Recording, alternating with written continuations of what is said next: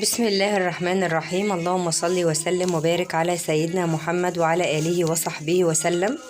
ازيكم عاملين ايه؟ طبعا جمعة مباركة علينا كلنا النهاردة ان شاء الله الجمعة، وكلنا بقى قاعدين اجازة. قلت بقى اعمل معاكم طاجن لحمة بالبصل. بس انا هعمله هسلقه الاول لان انا محتاجة شوربة عشان هعمل معاه محشي يعني ملوخية وكده. بس طبعا صورت معاكم المحشي كتير فانا مش هصور المحشي النهارده. انا هصور طريقه الطاجن بس انا هعملها ازاي. ده هنا معايا كيلو لحمه انا جايباه من عند الجزار ده ب200. وطبعا الجزار بعد ما وزن لي حاطط لي هنا حته دهنه، بس هي عشان هنا جوه الكيسه ما طلعتهاش، واداني بقى الحاجات دي. قال لي دي للشوربه، هو حاططها لي فوق الميزان يعني، علشان كده هي مش جوه اللحمه. هو بعد ما وزن قال لي بقى خدي دول ايه علشان الشوربه. طبعا اللحمه دي انا جايباها من امبارح، بس طبعا ما صورتش، قلت بقى لما اجي اعمل الاكل هصورها وكده، فحطيتها في الفريزر. انا هطلعها بقى افضيها بقى في طبق واغسلها بقى كويس، ولو محتاجه تقطيع يعني تاني هقطعها. طبعا هو الجزار اصلا مقطعها، بس انا ايه يعني ما يعرفش بقى قطعيته هتبقى عامله ازاي. فهغسلها بقى هنا وهشوفها بقى معاكم، وهنشوف بقى هنسلقها مع بعض ازاي، وهنكمل بقى الطريقه ازاي. تابعوني وان شاء الله الفيديو يعجبكم باذن الله. هنا بقى انا قطعت اللحمه وغسلتها. طبعا هي مش كلها اتقطعت، هو ما شاء الله كان مقطعها قطعيه كويسه. يعني هي يعتبر قطعه بس اللي كانت كبيره شويه انا قسمتها. والدهن هنا انا قطعته حتت صغيره لان انا هقول لكم هعمله ازاي وانا بسلق اللحمه. وجهزت بقى طبعا مع سلق اللحمه قطايه وشوربه دجاج. دي شوربه دجاج بودر على فكره، بتتباع عند العطار. مش فاكره، انا كنت جايبه تقريبا كان الكيلو ب40 جنيه، كنت جايبه نص ب20. وهنا فلفل اسود حصى لان انا ما بحطش في الشوربه فلفل اسود ناعم لانه بيغمقها. وطبعا دي بصلايه صغيره قطعتها، ودي جزرايه. تعالوا بقى مع بعض نروح بقى على البوتاجاز واوريكم انا هسلق اللحمه ازاي. هنا بقى انا جبت حله اهو، بسخن الحله على النار، وهبدا بقى ان انا هنزل بقطع الدهن اللي انا كنت مقطعاها الاول. طبعا هعلي النار شويه لان الحله ما كانتش سخنت لسه. طبعا انا بعمل الاول تشويحه كده للحمه بحيث ان هي ايه تنزل كل يعني الفايده اللي فيها الاول كده، وبعد كده بقى بكون مجهزه ميه سخنه. وبعد ما بتتشوح بقى وتتشرب بقى خالص ببدا بقى ان انا انزل يعني بالميه بتاعتها. فهنا الحله هي بتسخن اهي معاكم. هبدا بقى ان انا انزل بقطع الدهن من هنا بتاعتي اللي معايا. طبعا انا قلت لكم ان الراجل كان مديني بالشوربه قطعتين كده قراقيش، بس انا مش هنزل بيهم دلوقتي علشان ما يجرحوش يعني الحله وكده. دول بيتحطوا بس كده في الاخر بيدوا ايه بس للشوربه يعني طعم بس يعني. اول بقى حاجه هعملها هبدا ان انا احاول ان انا اسيح الدهن ده. طبعا انا معرفش بقى الدهن ده نوعه ايه، هل هو هيسيح معايا على طول ولا لا، بس انا هشوحه بس كده الاول على نار سخنه يعني، بحيث ان هو ايه يدبل كده وينزل اللي فيه، وبعد كده هنزل باللحمه. اهو ببدا اهو ان انا اقلبه، بس هو طبعا لسه ايه لسه ما فحش،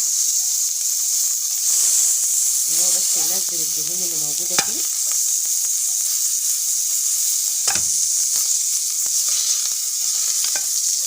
انا هشوحه بس كده تشويحتين، وبعد كده هنزل بقى بالايه باللحمه.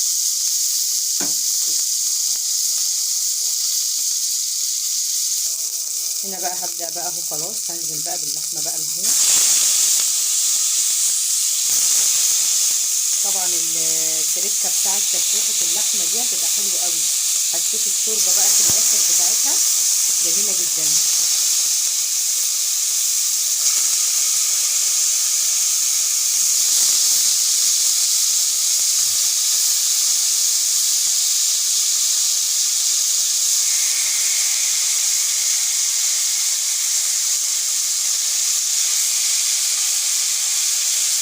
ولقيت بقى قطعه دهنه كده كنت ناسيها، وهنزل بقى بالايه بالقراقيش بقى دي اللي هو حطها لي. وهبدا بقى ان انا اقلبهم بقى كده شويه في قلب بعض.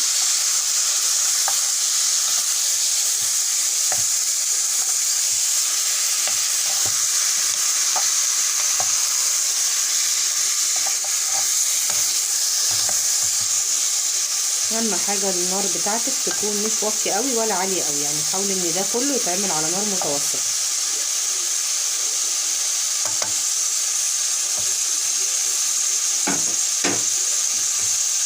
هنزل بقى بالحاجات اللي انا كنت عاملاها للشوربه، اللي هي الجزر وال اسمها ايه، انا مش عارفه مالي النهارده، الجزر والبصل والقوطه والفلفل وشوربه الدجاج.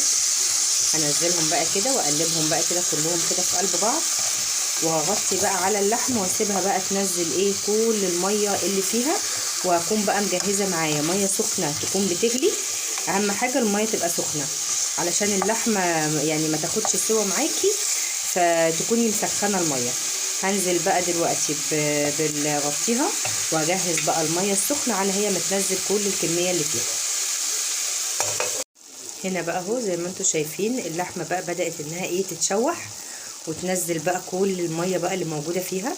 وانا هنا برضو حطيت الميه السخنه على النار، بمجرد بقى ما هي تتشرب حبه من يعني الميه بتاعتها دي كلها، هنزل بقى بيها على الميه السخنه واوريكم بقى شكلها. معلش بقى الفيديو فصل. هنا بقى كانت خلاص بقى كده هي شربت بقى الميه اللي فيها كلها، والميه هنا بقى السخنه بقى ان انا انزل. ومعلش الفيديو بيفصل كل شويه من البخار بتاع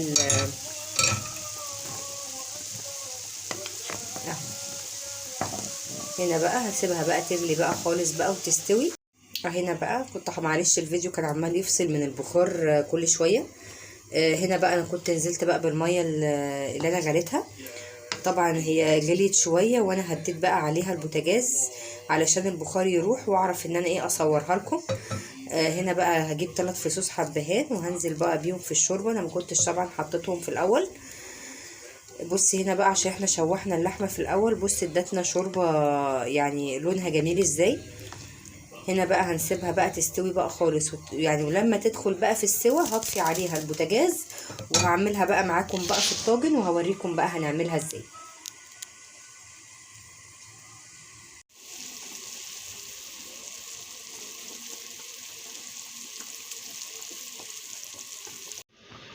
هنا بقى كنا خلاص سلقنا اللحمه بقى هنا معاكم. هنا طبعا اللحمه يعني مستويه نص سوا، مش هتقعد معانا كتير. وهنا بقى دي التوابل اللي معايا، بهارات وفلفل وشوربة دجاج. وهنا بقى خرطت البصل حلقات رفيعة مع فلفل رومي بارد. حابة تحطي حامي برضو مفيش مشكلة. تعالوا بقى نشوف هنعمل ايه بعد كده.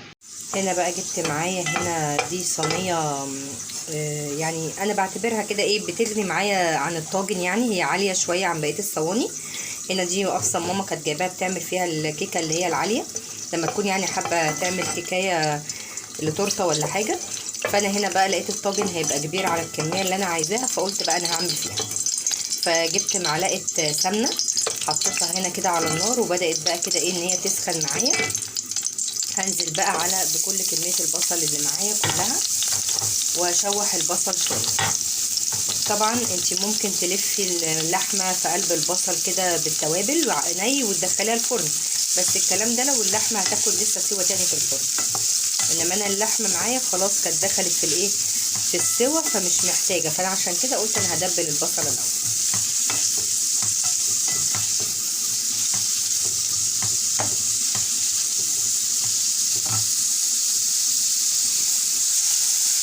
طبعا هنا انا اهو دبلت البصل. هنا بقى خلاص اهو انا هنا دبلت البصل. هبدا بقى هنزل بقى بالفلفل اشوحه برده هو كمان كده برده في قلب البصلايه. عايزه بقى تحطي قرن فلفل حامي برده، ودي حاجه ترجعلك براحتك زي ما تحبي.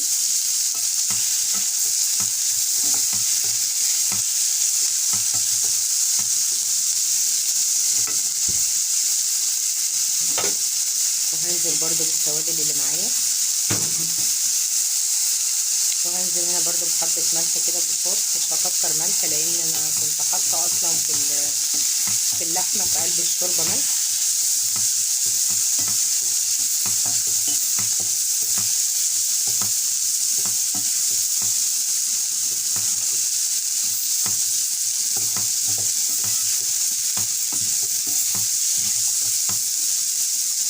وهنزل بقى بعد كده بقطع اللحمه هقلب بقى كل الكلام ده في بعضه، وهزودها بس ايه حبه شوربه بساط كده من الشوربه بتاعه اللحمه، وبعد كده هزقها بقى في الفرن تكمل بقى ايه سواها جوه في قلب الفرن، وبعد كده احطها بقى في الشوايه وشها يحمر. هقلبها بقى معاكم بقى وهرجع تاني عشان بس ماسكه الكاميرا مش هعرف ان انا اتحكم فيها. هنا بقى خلاص كده بقى الطاجن قلبته وهو بدأ يغلي خلاص على النار. هطفي بقى كده عليه وهدخله الفرن يكمل السوا بتاعه، وهوريهولكوا بقى ان شاء الله بعد ما يطلع من الفرن. وده بقى شكل طاجن اللحمه لما خرج من الفرن. انا حطيته في الفرن حوالي ربع ساعه كده من تحت الاول، وبعد كده بقى حطيته في الشوايه 10 دقايق واداني الشكل ده. طبعا لو انت حابه تحمريه اكتر من كده مفيش مشكله، بس انا قلت ايه عشان اللحمه ما تنشفش استكفيت باللون ده. يا رب بقى الفيديو لو عجبكم تشتركوا في القناه وتفعلوا الجرس عشان يوصل لكم كل جديد، واشوفكم ان شاء الله في فيديو جديد باذن الله.